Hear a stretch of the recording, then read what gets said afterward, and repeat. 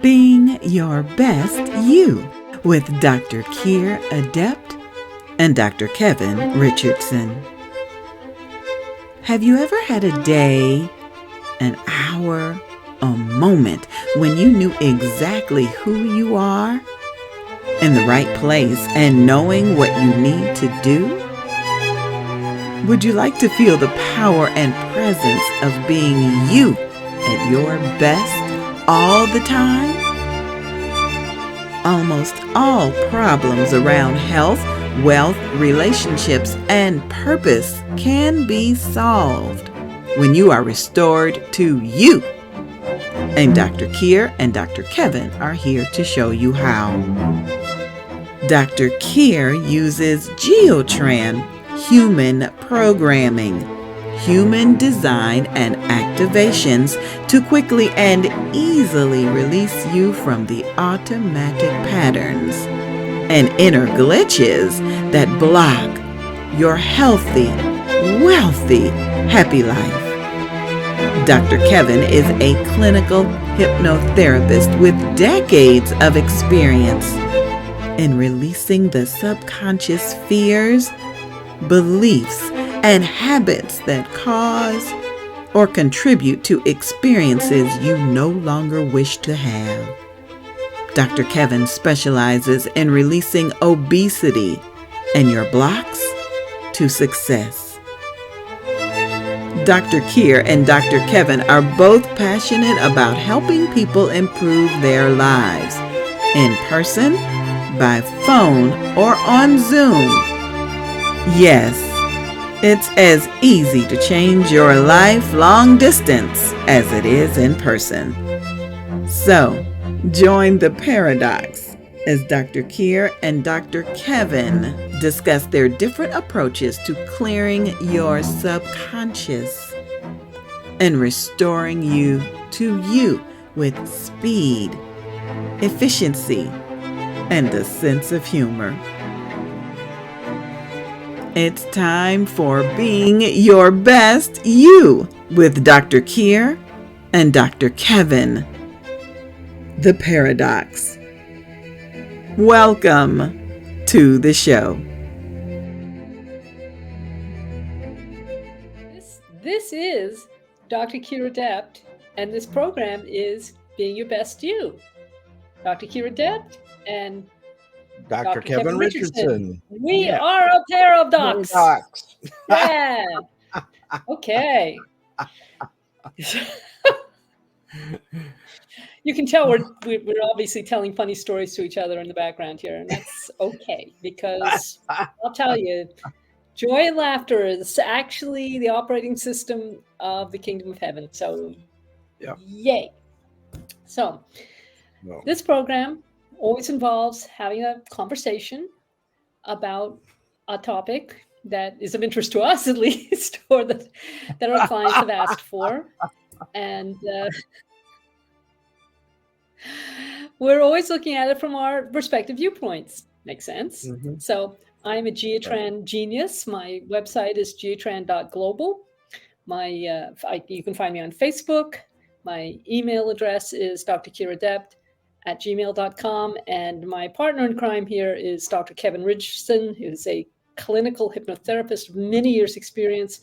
He can be found at kevinrichardsontherapy.com, and his email is kevinrichardsontherapy@gmail.com, and he's also available on Facebook. So if you are intrigued, amused, or appalled by what we're talking about, you know where to find us. Yeah, that's right. A paradox. That's us. So, what we're going to talk about this evening is focus. Yes. Now, focus affects us in a variety of ways, and there are lots of ways of dealing with it. That's the good news. Yeah. I personally, what I find interesting about this topic is that we, as human beings, we tend to look at it from a very limited perspective. I sometimes think an even better question is, I'm not saying this in a religious or theological sense, but what does the God of your being want you to focus on? Mm-hmm. We're forever telling spirit, I want this, I desire that. I'm showing you by my focus what I expect to expand in my world. And very often it's below the line. Very often we're focused on lack, misery, disappointment, dogmas, causes, agendas, especially in the political realm.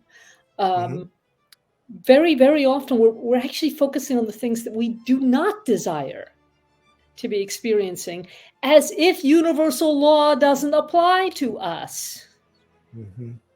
Whatever you're focusing on, the universe is basically saying yes to. It's basically assuming that you want more of that.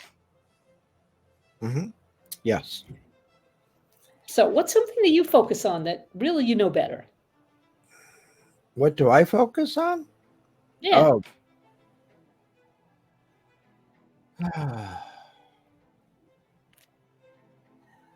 Right now I'm focusing on research and doing research. Well, that's great. But I know in the past, I'm not saying right now, I know in the past that you've had anxiety about whether you can make enough money, whether you can attract enough clients. I have as well. I'll bet you everybody listening to this has had that kind of anxiety.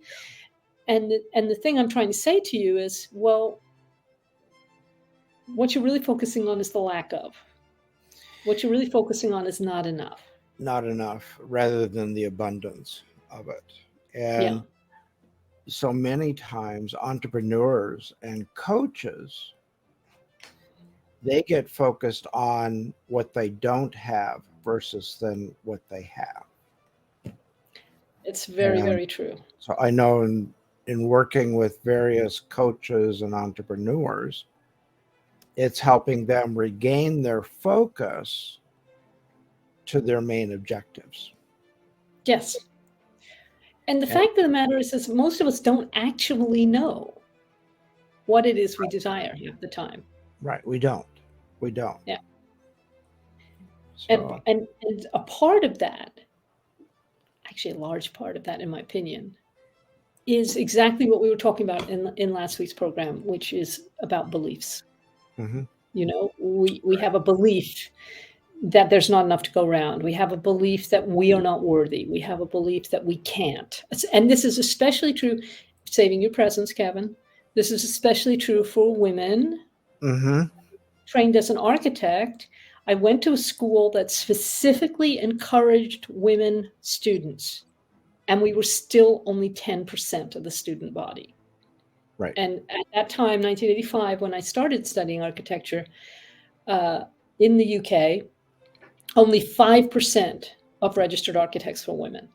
So it took me, even with quite a bit of conscious work, it took me a while to realize that I had never had a picture of a woman architect. And on some subconscious level, but fundamental level, I didn't believe that women could be architects, even though I come from a family of, relatively speaking, professional women. Yeah. Like, and going into the field of occupational therapy, when I did, only 7% were men. And I had professors tell me, and my advisor told me, that they did not believe men would make good occupational therapists. It is a woman's field. And so now it's about 40% men, maybe 30, between 30 and 40% men, but still woman dominated. And so the belief is that a man in occupational therapy cannot accomplish what a woman can. And here's where this is where it ties in perhaps with the focus, is that because these beliefs are mainly operating on the subconscious level, because so it's what you are basically being told, this is normal, right? This is normal for our particular society, and there'll be different beliefs in different societies, and we get that. On a conscious level, we get that, but we don't really get that, on the unconscious, the subconscious. I mean, because whatever we do is normal by definition.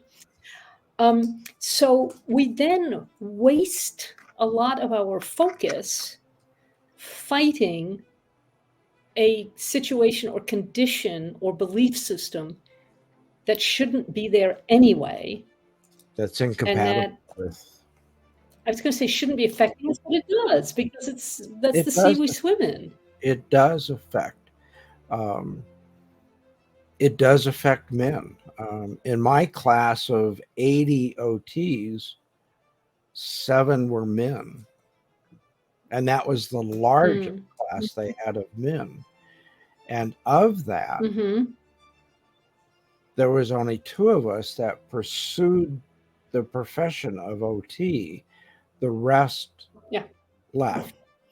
They went into other things. I was the only woman who started in my class and graduated with my class. Mm-hmm. Yeah. So I completely get it. Yeah. So it's part of it is obviously I'm going to experience particularly the bias against women because, hey, I'm a woman, and you're going to experience the bias against men because, hey, you're a man. But structurally speaking, there is definitely more bias against women than there is against men. Definitely. In society as a whole. So we get to really examine, how can I put this? How much we're focused on, say, frustration, how much we're focused on limitation, how much we're focused on not enough, on not being good enough, on not being recognized enough, on not being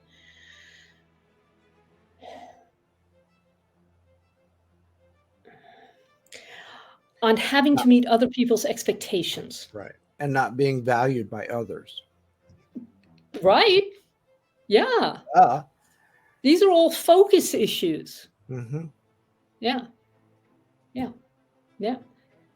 Why don't we seem to respect male nurses? Well, because because all the women's professions are valued less than all of the masculine professions. Therefore, a man who is in a woman's profession is going to be valued less. That's why we don't respect them. And there's a belief across the profession and a belief among the public that only a woman can be a nurse. Yeah. Just like only a man can be a doctor, even though there are more women doctors now, right. obviously. Now there's more women doctors. And it's interesting because in our belief system, it is our belief that a woman would care for a man and tend to the man's needs and care to other women's needs.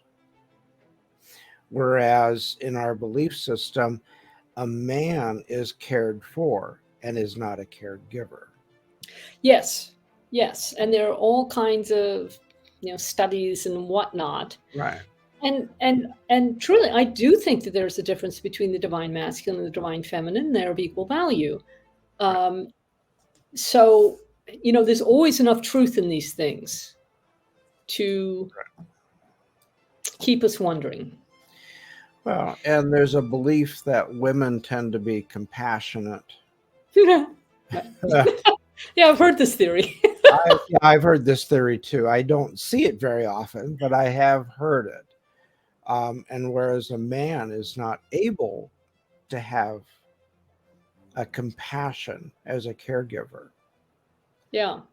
And so I see that a lot, especially in the field of healthcare.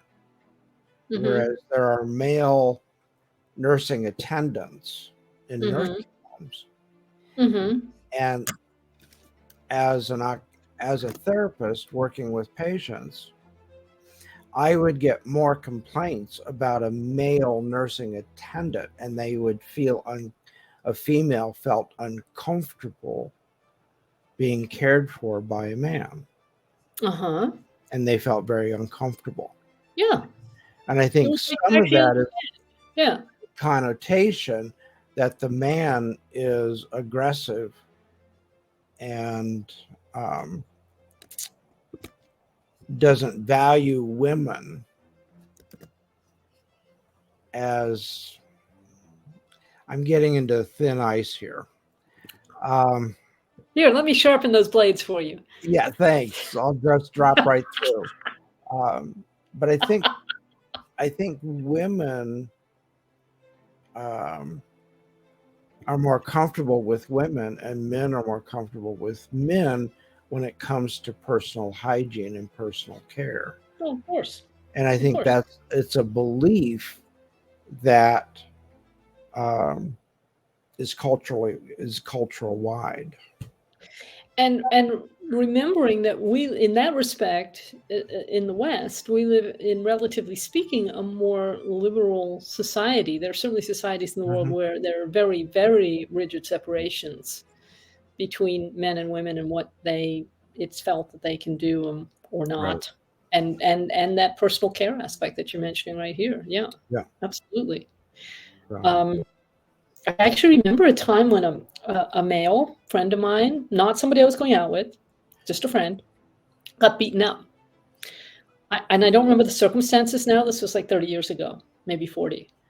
But it was so obvious to me that what he needed was he needed to have a shower, mhm. And I was the person who was there.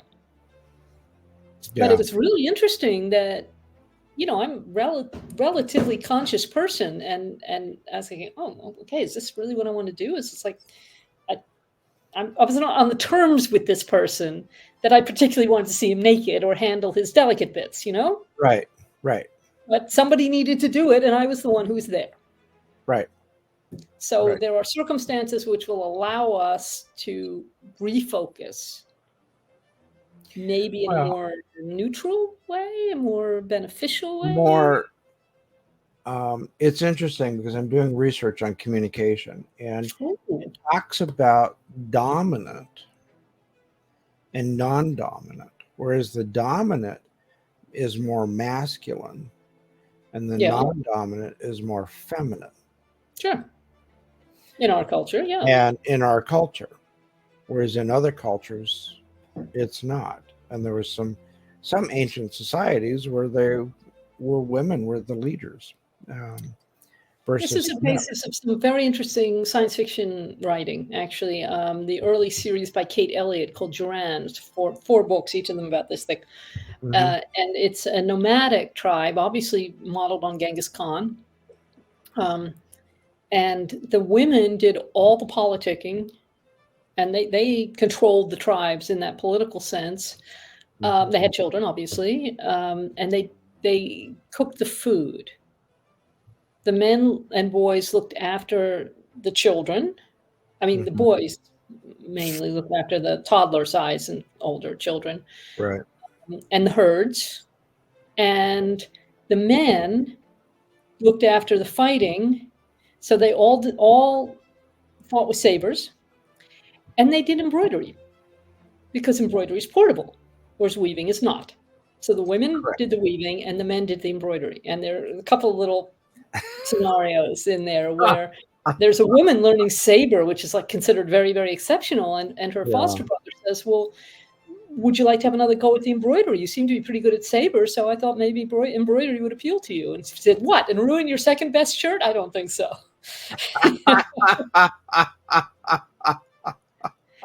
But it has got to do. I mean, it's got to do with preference. It's got to do with belief systems, obviously.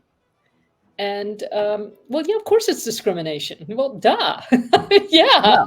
It's a Then different type discrimination of are based on discrimination. incorrect beliefs. Okay. Yeah. But there's a question of focus is slightly different, because focus is something if we pull ourselves out of uh, our belief systems enough to look at them a little bit more consciously, Hmm. then we can start asking questions like, okay, what is it best for me to be focusing? Not a sense of obligation, not an ought, Right. but what am I designed to focus on? Hmm. I actually found a file here.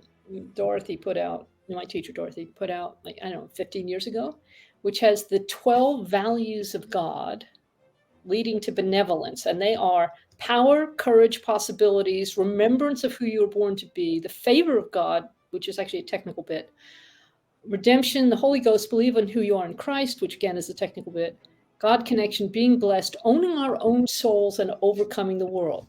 Now, it makes sense to me that the God of our being would rather have us focus on that stuff.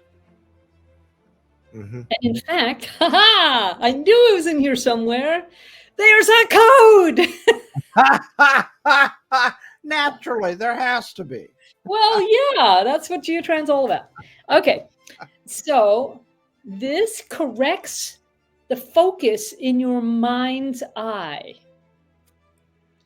Yeah. Mm-hmm. It's not your mental focus. It's not your emotional focus. It's not your will focus. It's not your focus of your beliefs. It's in that mind's eye. So that's taking us back off into spirit, which is where we really want to be for the most part. Okay, so what is something you're focusing on that your mind's eye is going, really? Do you really? Is that really where you want to go? Is that really what you want more of? Let's see if we can correct it. Golly, I can't think of anything. Oh, let me throw in some suggestions. Okay. Okay. How about chaos? How about trust? How about, I'm looking at things that maybe your focus is on that is not beneficial to you. You'd rather be focusing on trust than on mistrust. You'd rather be focusing on order or organization, I'm not sure which, than on chaos. Yes. You'd rather be focusing on health and vitality rather than pain. Illness. Yeah, and pain. Yeah. Pain is a tricky one because that is just so distracting. And debilitating. Well, it takes out your truth. That's the thing. That's what we say in Geotrend. That fear takes out your light. Pain takes out your truth. And truth and light together are intelligence. Mm-hmm. So it's just like your brain cells go. Right. Yeah, if you have fear or pain. Yeah, people freeze up. Well, and if you have pain, whether it's emotional pain or physical pain, you focus on it 24 hours a day. Yes. 7 days a week. That's all you focus on. And the misbelief with that is that the more you focus on it, the worse it becomes. So when you are focusing on pain, you are generating pain. Well, whatever you focus on, it is universal law. Law of focus says that whatever you focus on, you're going to get more of it. Right. So loss, lack, poverty, failure, disappointment, distress, resentment, rage, big 4, envy, coveting, craving, jealousy. Big 5, Pharisee, hatred, greed, victim, grudges. Big 6, I can't, I won't worry, judgment, unforgiveness, blame. Shall I go on? You covered it. Yeah, pretty much. Yeah, and we're focusing on this stuff all the time. And I get it, because calm and pleasant and easy as I always am in these television episodes, in my personal life, I can get pretty damn agitated. Yeah. And I know you can too. And then we focus on that until we can't stand it anymore. And a better thing, a true friend would be saying is, what do you want to be feeling like? How can we get you there? Right.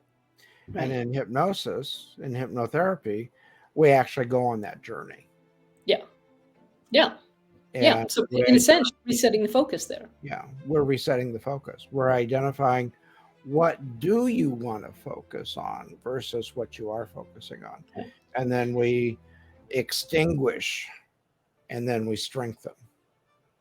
Yes. So I'm just taking that up to the next level from a particular perspective and saying, okay, so what does the God of your being wish you to focus on? What does your divine blueprint, what has it designed you to focus on? Like, we all know people who, like Karen, our colleague Karen, who's a painter. Mm-hmm. And she could not be other than a painter. And that is what she is designed to focus on.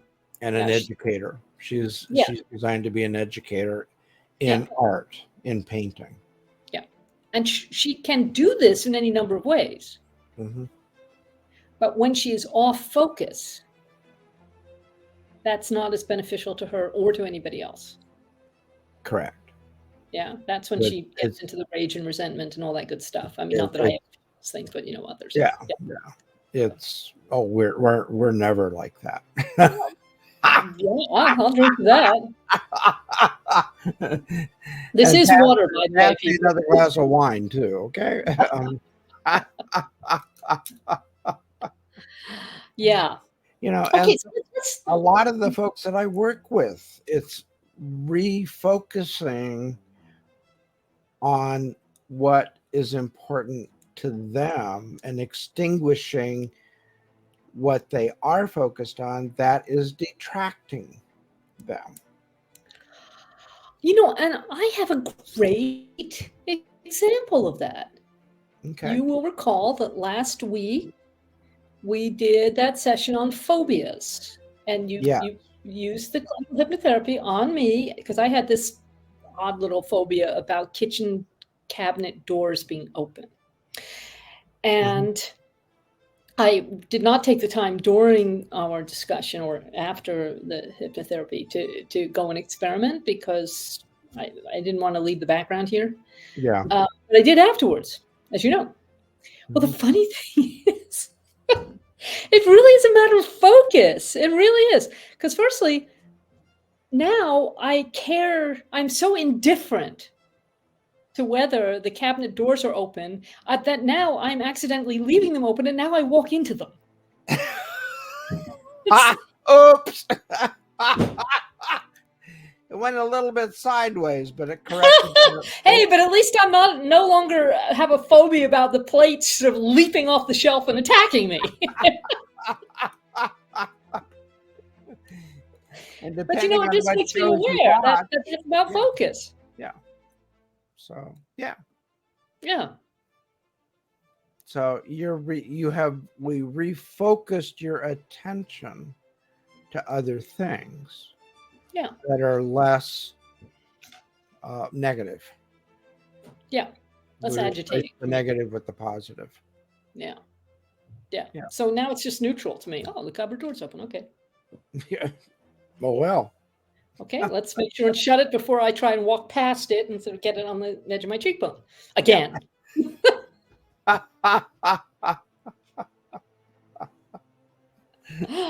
Oh, so what kinds of things? I mean, here maybe is where we'd love to hear from the peanut gallery. Is there anybody listening, watching, Angie, who I'm talking to my lovely producer, Angie B, who has something that they notice that they're focusing on? Like, for example, we had that question last time about someone who it looks, sadly, we don't wish this for him, looks like he might be going through a divorce soon. And look at what he's focused on. He's focused on being taken to the cleaners. Mm-hmm. Now, I don't know anything about this person. I don't know anything about his soon-to-be ex-wife, it sounds like.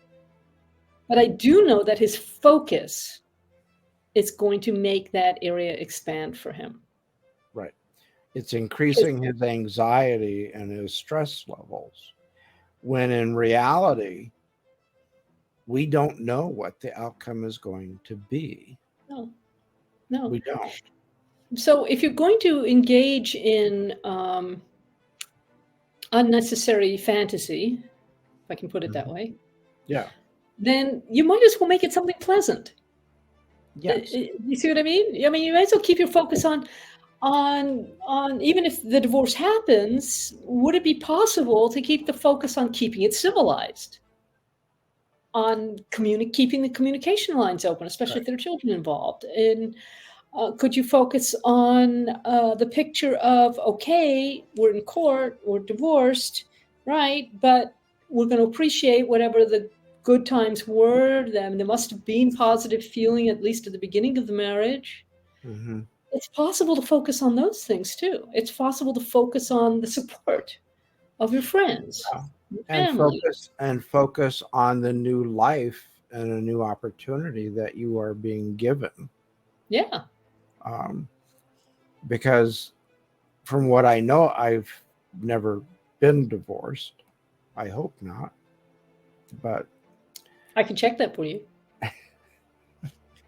I don't think I don't think that's in the future. The reason I put it that way, just so the people listening, is that I work with people on this issue fairly often, and quite often, the majority of cases, people have been married in the field more often than they think.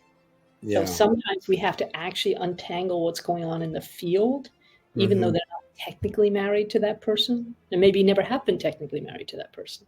Right. That's But the only they reason. can be entangled in some way. Yeah. Oh, incorrect soul ties. Don't get me started. Okay.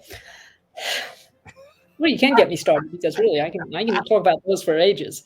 Yeah. I really think we should do a program on incorrect soul ties. I really do, but that's another day.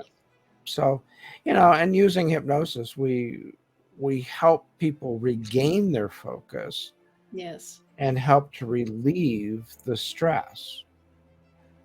And that focus can be whatever they wish. And vegetables. I've had success with that. I know. That's why I mention it. So, and so much of this is just regaining focus. So, I give people homework quite often.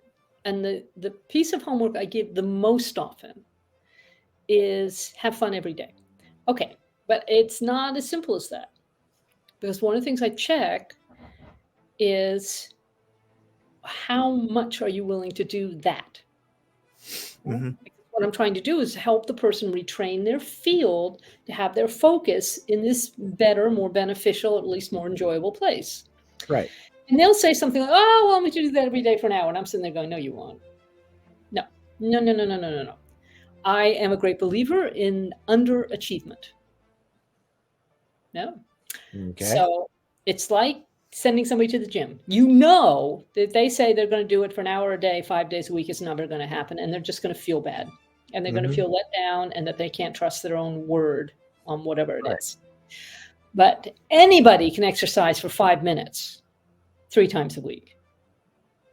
So every time they do that, then they get to pat themselves on the back and they have that sense of achievement, even if it's only for 5 minutes. And if they're enjoying it, they might do more. Like going for a bike ride. They might, do an extra mile because they like it. It's just a better approach because it's treating the focus in a different way. So it's not focusing on the failure aspect, which we all have in spades. Oh, yeah. Yeah, it's focusing on that. Even if I just do a little bit, that's a good thing. I can feel good about it. I can lean into it. I can focus on that. Right. Yeah. So we, to be transparent and be truthful, I did lose my focus because I had a client who watched our show on Sweets. Oh, yeah. And she wanted hypnosis to eliminate the sweets. So we had made an appointment. I mislaid her information. Oops.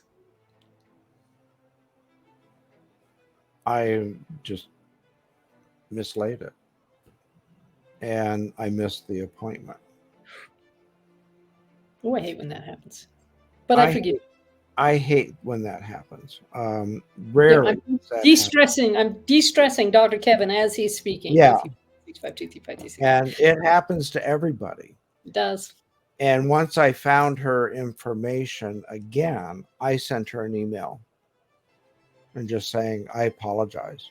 Yeah. I mislaid your information. Just told her the truth. And I let her know that it's okay to seek help from someone else. And I'm not offended by that. And I would understand that. Someone that would resonate because I lost the resonation. I lost my focus. And now it's moving. Yeah.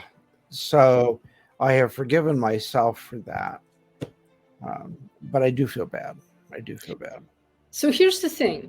How many people watching this have beaten themselves up, have kept their focus on what they did wrong, incorrectly, badly, in a mediocre way, um, in a way that was not supportive to the other person or to themselves, or even Hmm. there is such a thing as a correct sense of duty, but for most of us, about 80% of the time, when we feel a sense of obligation, basically we're just taking ourselves out of choice. And especially, this is a particular, pet peeve Hmm. of mine. I freely admit it. This is why I check every time: is it obedient? Is it obedient means, is this in alignment with my divine blueprint? Hmm. And of course, the divine blueprint of the person who has approached me because they want to work with me. And if it's not in alignment, if it's not obedient, I don't do it. Now, Right. that doesn't necessarily sound like focus. What I'm trying to say about that is that we are really, really accomplished at remembering all the times we've screwed up. Oh, We are not quite as focused on, oh my gosh, I did a great job with so and so, and oh wow, there was that time that I pulled that woman out of terminal chronic fatigue in 2 sessions, and she made sure to sit down with me and look me straight in the eye and say, if no one else ever says this to you, you saved my life. yeah. Do I remember this as often? I remember it often enough, but I also Not, remember all the other times. So focus, focus, focus, focus. I mean, Dorothy always said, look, what you get to practice is loving yourself and seeing yourself the way God sees you. mhm. I kind of think of this in terms of puppies, to be perfectly frank with you. We'll forgive puppies almost anything because they're just unbearably cute. I'm sure that's how the dragons look at me. Yeah. And kittens. Baby kittens, but Yeah. yeah, it's like they don't expect us to get it right all the time. God doesn't expect us to get it right all the time. You get a lot more grace if you're doing your best to get it right. Hmm. But where's your focus? Is your focus on when you get it wrong, or is your focus on when you get it right? I think in our society, it's when we get it wrong that we focus on that Yeah. and we bring that to the forefront, which only perpetuates. But focus on it so you get more of it. Yay! Or not so yay.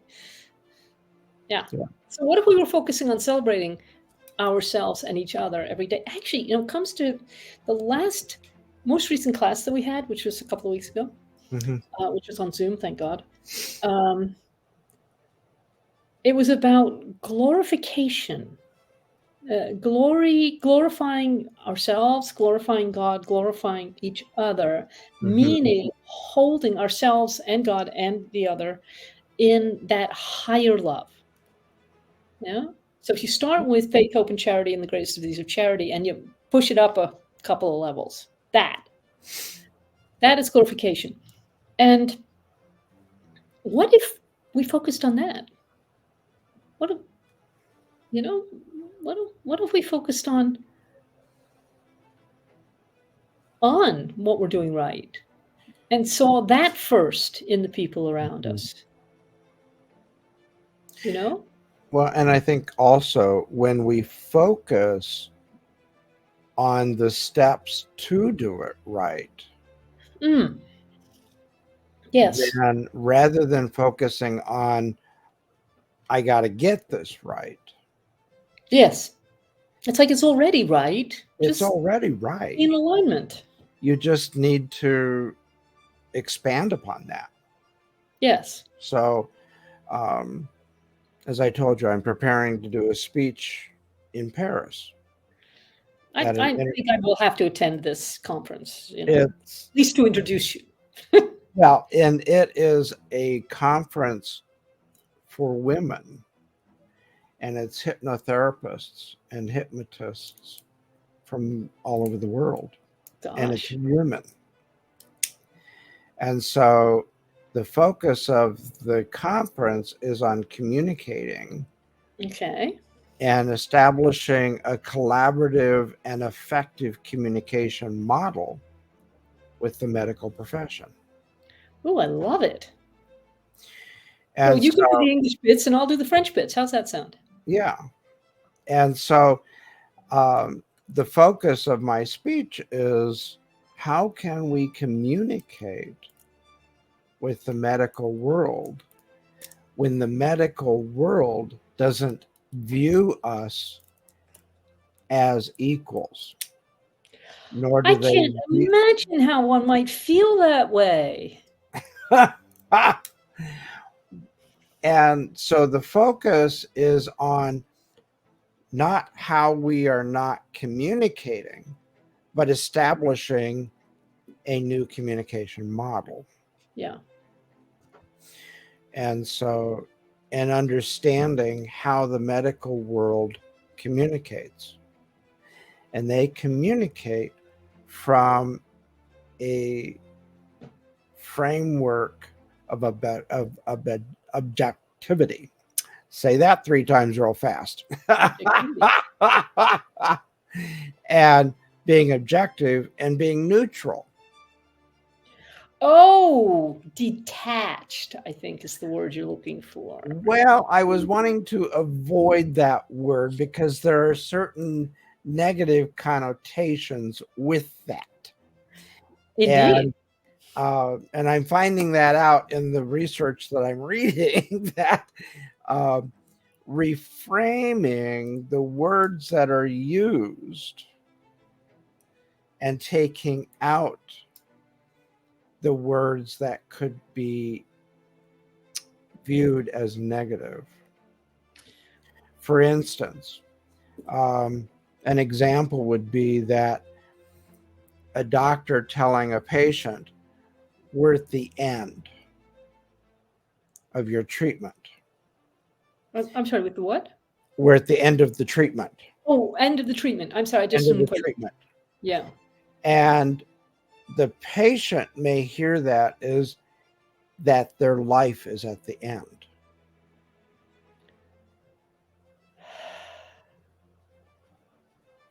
Huh.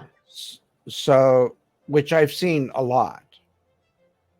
I've seen Yeah, that, I get that. in my work, where the patient misinterprets what is being stated.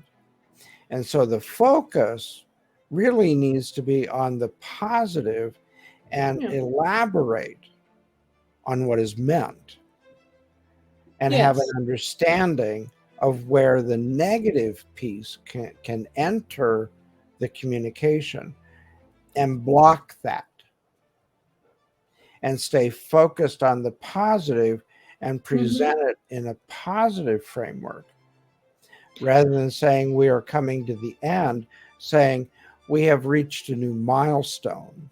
Right. Well, I get that a lot in my work, because because exactly for this reason of focus. Exactly. Remember in the last program where somebody brought up a very good question, which then being me, of course, I teased it apart in terms of the language being used. Yeah. Because very often the way the question is being asked, no, I'm not talking about that specific question. It was a perfectly good question. Mhm. But when I'm working with people, they are so accustomed to focusing on the thing that they are not wanting that they don't even know how to frame it Right. in terms of the thing that they do desire. So in a sense, that's my job. I've always been a translator in everything that I do. And I know that there is a country over here and there's a bridge. And my job is to walk that person across that bridge. Yeah. Because I know it's there and I know that it's positive. Yeah. And that was my job as an occupational therapist. Well, exactly. I can see Is a lot of similarities there. to help the patient understand what is being said and to understand what has happened to them. if they've had a catastrophic illness or some event that, such as a stroke or a heart attack, helping them understand that it's not the end of their function, and we can focus their attention on techniques that will get them to where they want to be. Yeah. And so in hypnosis, we do the same thing. It's so interesting because I was having a chat with my local French friend, and he speaks pretty good English. And what I found was that there is no expression in French for silver lining. That's so French. That's interesting, and it's such a romantic language. Oh my God! I had to really break it down. What I was trying to say, that you may have what appears to be this negative situation, and you have the choice whether you're going to focus on the cloud or whether you're going to focus on the silver lining. You know, and this is deeply un-French way of looking at things. You know, we're going to focus on the cloud, absolutely. And I said, you have to do that. And I always viewed the French as looking at it from a romantic point of view. Well, romance is not necessarily positive all the time. The language is a romance language. Yes, so romance romance in this case refers to the fact it comes from Latin, the Roman language. It does not mean romance in the sense of, oh, my darling, I cannot wait until you are in my arms once more. Even though that's the connotation, that when someone is speaking French and someone that doesn't understand the French, they tend to melt. Well, I remember actually there was this very cute sketch on Broadway. It was a review, which basically had one person reciting the names of vegetables in French with this over the top kind of romantic timbre to their voice. And as we all know, the French make the best lovers, but the Japanese make them smaller and cheaper.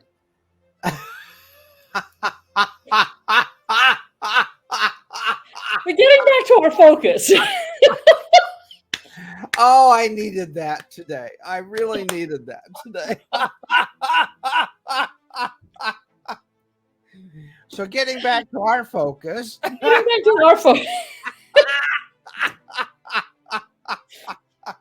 So, what's... Okay, moving right along. So what's something that you accidentally have been focusing on that we would be great to refocus? Because I want to use this code. Oh, come on. I'm sure you can think of something. Oh, I can think of 100 things, but it's whether or not I want to disclose them or not. Just come on. Gird up your loins and help us out. It's like focusing on the fact that as a clinical hypnotherapist, I need to have all the answers. And as a PhD, I have to have the answers. Right. Okay. So you're focusing on the lack of answers. Right. You have an anxiety about it. Right? Yeah. Okay. So what if you could focus on listening instead? I mean, I don't mean listening in the auditory sense. I mean listening in the field. Yeah, so that you get still and you can listen to the God of your being that's going to give you this surprising and helpful and efficacious information. And we use inner voice. Inner voice. That's a great way to put it. Yeah. Again, I was reading about this today, so it's on my mind. Okay, so this body person is able to, that's you, of course, is able to focus on what the God of his being wants him to focus on. What percent? 0 to 50, 50 to 60, 60, 70, 70 to 80, 70, 75, 70, 71, 2, 3, 4, 74%, which is pretty darn good. Mm-hmm. But it's 26% is focused on something else. Okay? And I got this list, so I'm just going to look at this list for a second. Hang on. 0 to 5, 5, and 5, 6, 7, 8, 9, 10. Being blessed. The God of your being wants you to focus on being blessed. Yeah.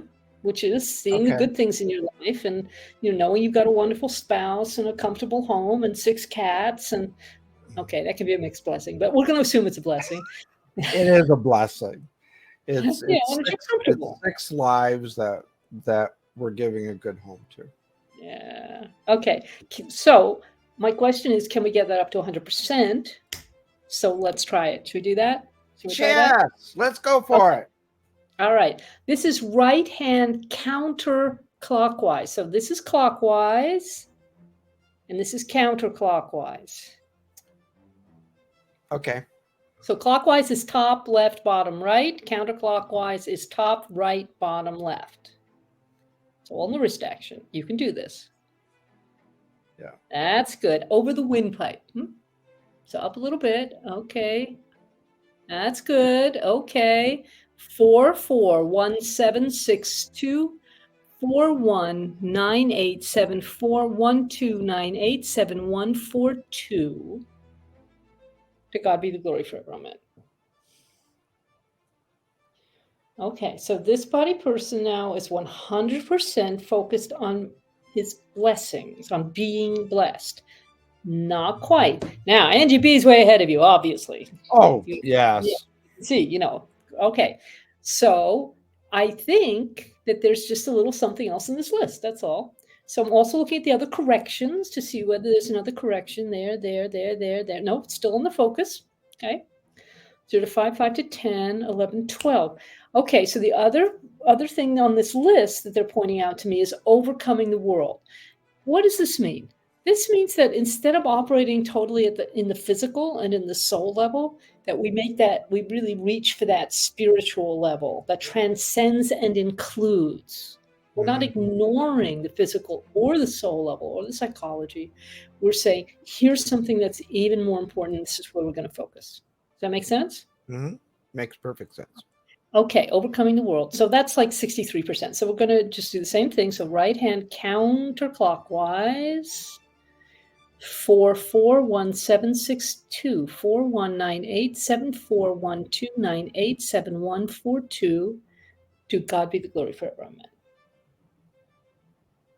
Okay, it's still not in there 100%. So let me just see what else there is.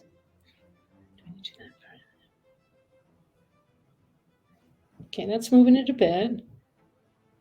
Okay, 0 to 5, 5 to 10, 11, 12. It's not that. Okay, so every human being, what we require more than anything else here is valiancy. That's courage.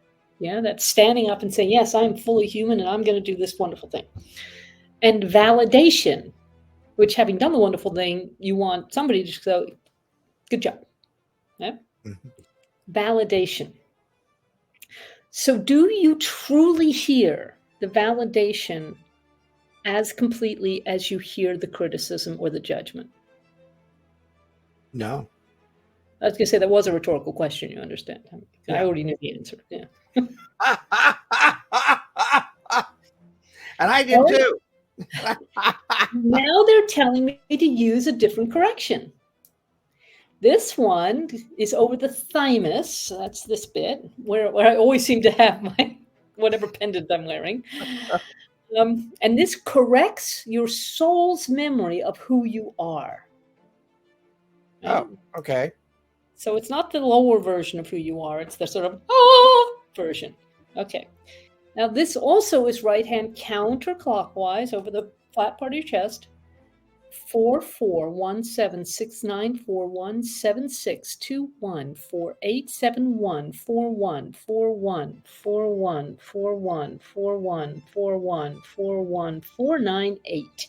To God be the glory forever. Oh, there it goes. Woo! Okay, so this body now has 100% validation. That's a yes. Okay, so is there anything else this body requires? I mean, this body person requires in order to have, accept, allow, receive that focus that your being is going to benefit the most from. This body's 100% there. Stay there. As I tell my cat, stay. Yeah. And guess what? They look at me like, You're kidding me, right? excuse me? You're telling me to stay? I'll tell you when I'm going to stay. Yeah. Well, cats, Yeah. But there you go. Dogs have masters, cats have staff. Oh, so true. So true. Yeah. Oh, I actually like both cats and dogs myself, but I know that's relatively unusual. yeah. I love animals. I just love animals. There you go. They, Yeah. they bring soul to your life. Yeah. Yeah. I'm traveling too much to have, but when I have my chateau here in France, then I'm thinking a couple of Russian blues or Chartreux. Chartreux is Oh, French national cat. yes. They are Yeah. gorgeous cat, and they're a wonderful cat. Just Yeah. a wonderful cat. And here's what we know. Here's what we know about cats. Okay. We know that the earth is a globe Hmm. because if the earth were flat, the cats would have pushed everything off the edge by now. Yes. That is so true. That is so true. And you can put something on the table, such as a plate, such as a cup, such as a bowl Number. of food. And you can tell the cat, no. And the cat will look at you and proverbially do their, yeah, right, and push it anyway. You see, even by saying no, you're placing the cat's focus on that object. Yes. And cats are sufficiently and engagingly perverse. Oh, That's where their focus will go. extremely intelligent. Extremely intelligent. Oh yeah. They remember. Future life, former life, absolutely. And Well, they know how to focus your attention on them. Well, yeah, absolutely. So, my dears, think about where you're focusing. Notice where your thoughts go. Spend a couple of days just noting it down in your journal or whatever, and make a different choice if it's not what the God of your being wants you to focus on. Because we are here to have fabulous lives. Yeah. We really are. We're here to be happy and healthy and wealthy and wise when we can manage it, and full of purpose and aligned with that divine blueprint. And Dr. Keir and Dr. Richardson are here to help you regain your focus. So true. So true. Thanks for listening. See you next week.